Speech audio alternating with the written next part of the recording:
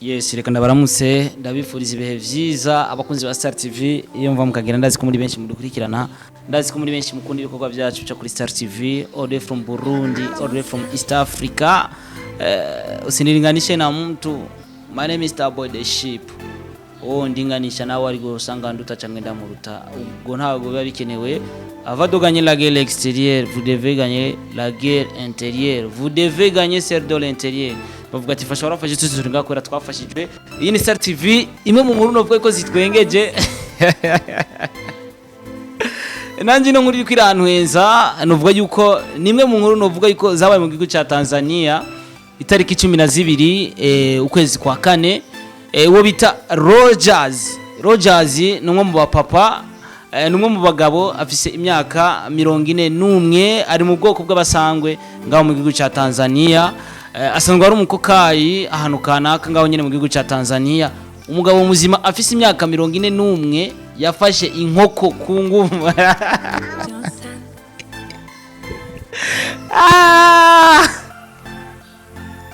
yafashe inkoko ngaho mu Burundi turatwumva ngo ari umuntu ngo yafashe ngo impene ku nguvu akayikubita winyo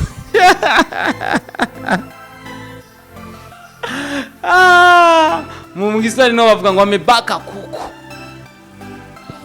uzi gufata igitsina cawe igitsina cy'umugabo w'imyaka 41 agafata kinjiza hariya ku nkoko hariya isakija nawe ukabura umupapa ufise imyaka 41 nawe ukacujayo nk'umuntu guys byabaye itariki 12 z'ukwezi kwa kane ngaho mu gihugu cya Tanzania byagenze gute iyo nkoko yafashwe ku nguvu canke yariwe akameka ni nkoko ya sister uwo mutipe yafashe inkoko ku nguvu yariko arabikora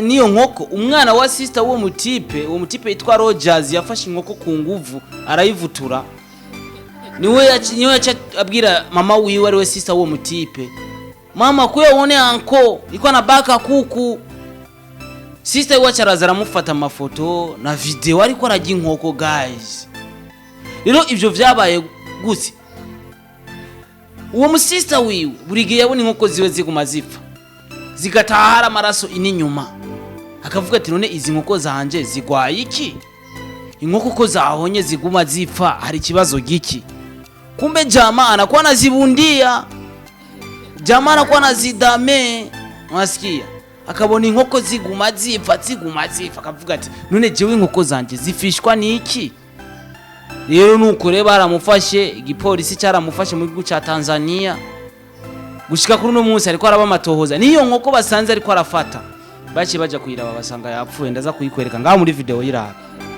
baci baje kuyiraba basanga inkoko yapfuye bagiye kuraba inyuma basanga amaraso inyuma hanganuku kumbe jamana ingiza kabisa kama nimba tabura sasa igisina cy'umuhungu cyo kwinjira ari inyuma mu nkoko je nibaza ko yayitabura nyine akajya inkoko guys uno musigi polisi cyo muri Tanzania kiko kiragira amatohoza kirabe yuko Swate Rogers ari muzima atakabazo bafise basanze afise ikibazo baramutwara ahantu ko kwita nko kwa Rogers mu gihugu cya Tanzania ariko bagasanga yabikoze ari muzima ebana araza guhano kandi bikomeye cyane inkoko abantu dufungura wote mugenda kuunka inka ifise basi n'ugwenge runini inkoko muramaze kubona isaki iri kwirurira inkoko kazi nakantu kameze nk'agasiba kantu gato isaki yinjiza ugacugenda ufise nk'uruntu rungana n'uku kuboko kwanje ugaca winjiza mu nkoko kandi isaki atari n'inkoko kazi guys ari ibintu usanga bitwengeje uno munsi iyo video ahantu hose iri kwirasirikira nta muntu acavuye ahubwo ariko aratwenga kwera ko ni nkuri twengeje ariko kuri bene canke famille y'umugabo ni nkuri babaje ariko ku bandi bantu ni nkuri twengeje je navuze nk'abakunzi ba Star TV ino nkuru jengera ndayibazanire ino nkuru yabereye ahantu bita Usagara sindahazi muri Tanzania cyane ariko nubwo maze kugerayo ibaza uri umuntu w'umupapa ugafata inkoko. Hari abantu bariko baribaza mbega yoba yarozwe cyangwa niba abandi baja ku bapfumu, abapfumu bakababwira ati genda ujye inkoko, genda uvutura inkoko, ni wavutura inkoko uraza kubona amafaranga. Ega je nivyo nagumye nibaza, none umugabo muzima yoja gufata inkoko gute? Yotuma afata ku nguvu umukozi wiwe kandi akwije imyaka, ubwo ahako afata inkoko. Niyo afata umukuzine wiwe simushikiwe basi, inkoko zijya abantu. Ibaze kama hivyo nakutana kuna baadhi ya watu wanakulaga kuku zimetombewa na watu, saa vile leo Jaza alifanya hatuyui. Tukamata hivyo Amanda nakula kuku, wakati alikamata kuku akakutana birendeka hivi. Ibaze muri Tanzania ico kintu cabaye vraiment kiramara maje. Nanye navuze ati rekanze mu bwa Star TV ngiri cyo ndakivuzeko.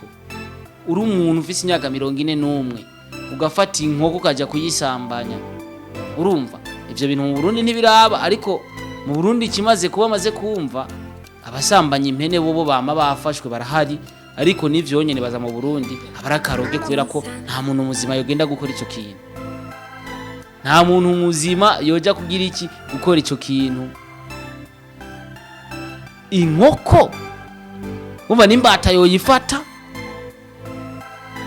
inuzenya yoyifata, njo nini, imbeba, panya panya anaweza kambaka pusi, anaweza kambaka ngombe, anaweza kambaka mbuzi, anaweza kambaka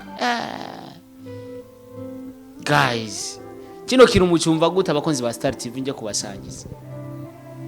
Uno muntu arakomeye, arakwije cyane, arakanabura kwera ko ushobora kumbwira ko umuntu ashobora kuba ari muzima agakora ikintu nk'ico, gufata inkoko ukayisunikira ngaho. Urumva donc nafashe inkoko nafungula hapa, unasikia kuku nafungula hapa, afu kuku naikamata, unasikia kuku naikamata namtia hapa kuku, afu nambaka.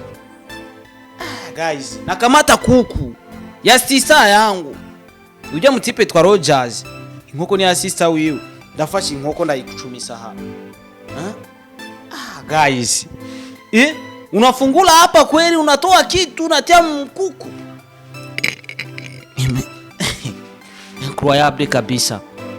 Ici au Burundi, je ne sais pas, muga uko biri kose mu Burundi nibaza yuko tokeo hili aliwezi likatokea hapa mu Burundi. Tunaonaga wenye wanabaka mambuzi,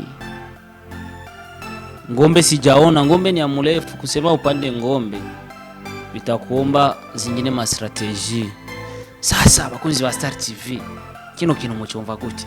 Isi yagiye inkoko ariko sabana muki tena, naona ni vyeo abyanga arikiyana karantena, sio miaka ya mingi kusema mbake kuku karantena angena tabu amarange kuja basi Burundi tumwewe hata ku escotisi kwa franga yake mu escotisi pale 3000 4000 5000 unapata mwanamke bora na achia hata kamoja kamoja unakaachilia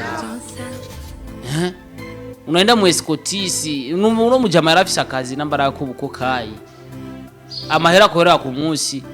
Najua tu Tanzania pako ba maraya ba mingi, pako batu banajuzisha bakora ku kazi, angenda basi akanunua mwanamke. Nico gituma ndi kwibaza uno muntu eske il était normal oui ou non? Nubu ndi kwibaza uno muvye il était normal? Nivyo bariko baragira igipolisi, bariko baragira iperereza cyo mu gihugu ca Tanzania, barabe bien sûr que oui ari normal cyangwa atari normal. Niba asanga ari normal baramuhana bikomeye cyane. Uyu nkoko vraiment yayirengeye kabisa.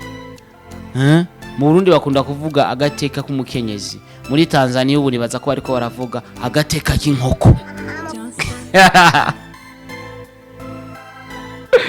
Agateka kiki k'inkoko mu gihugu ca Tanzania nibaza ko ari byo bariko baravuga, agateka k'inkoko. Guys, burya ari ibintu bitangaje. Je ndakeneye commentaire zanyu, eske bino bintu bino bintu byo gufata inkoko yoba yarozwe yoba yagiye kumufuma akamubwira ati kula kuku ebana kabaki kuku mbake kuku utapata franga fulani amahera nganuku bya bindi bakunda kubwira abantu ngo fata amagi yawe ugira uku ngo ucoronka amahera urumva unasikiye ucoronka amafaranga eske ni bataye ko vyagenze uko kubera ko Tom je pense qu'il n'est pas normal n'était pas normal uwo munsi vyabaye none munsi nari normal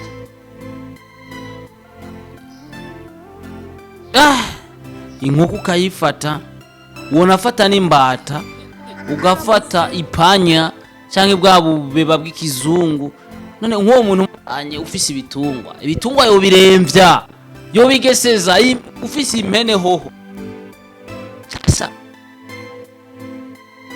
wanaume inakuwa ni aside hakuna jinsi ubitie mkuku kukifiki na fariki hapo hapo wakati tunabitia mu mwanamke na nakimwaba ariko nibaza yuko nuko yo yarababaye hari inyuma bakayagura nibaza ko no gutabura kubera ko duratubona isaki ifise akantu kanganuku urumva yagiye no gufata isaki rega yacishije mu gisusu je nabonye ari isaki nabwo ari inkoko kazi bisigura yagiye mu gisusu c'inkoko inanyamba tumabi twa hivi duto afu wewe uko na kitu kinalingana sawa y'umukono wangu unaenda kutia mkuku ibazi isaki watu wa Tanzania umbea huyo Mungu wangu mtakula vingi simu yangu inaanguka inapiga shiti Yesu bakunzi ba Star TV Imana bahezagire cyane ko ari gusangira namwe kino kiganiro gira ducishe mwe dutwenge tunahanurane cyanke tugire na commentaire basi ya bino bintu vyaraye bibaye mu gihugu ca Tanzania